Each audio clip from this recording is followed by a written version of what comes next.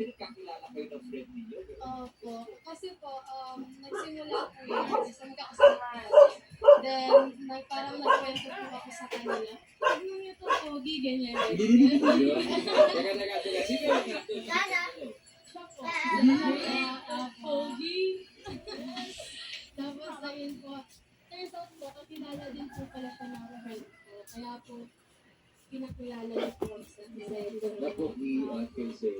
Kuya Ray, eto, tingnan natin yung first convo nila. Yan. Anong kwento? Grabe naman yun. Ayan.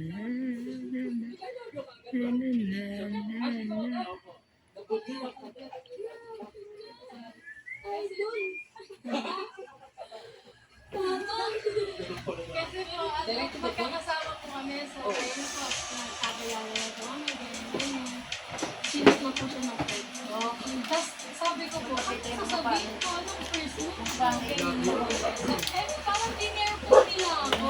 Sabi ko, hindi naman tayo. Kasi ginawa ko po. Eh, ang sagot. Siyempre ko tayo sa gusto. Pinatid yung anak ni ano. Ha?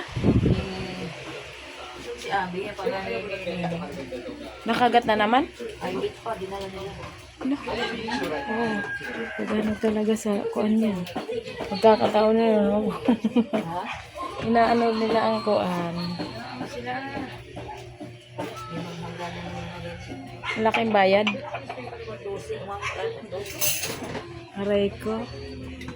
Ay, magkano turok? Turok. Tapos yung pala kong galing yung bagong dala. 8,450. Hmm. Mayaman. Chucho. Gagawa namin, aming alaga yan. Hindi naman pwede sabi nila nisaktan ko yan. Tinabot natin yan. Ginastusan ko na rin. Oo. Laki niya. Oh. Chucho. Gastos namin yan.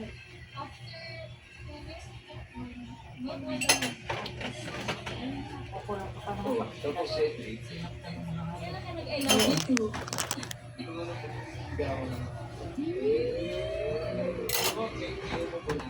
Grabe pa. Kala nila ano. Sabi ni Nino, baka ano, yung aso.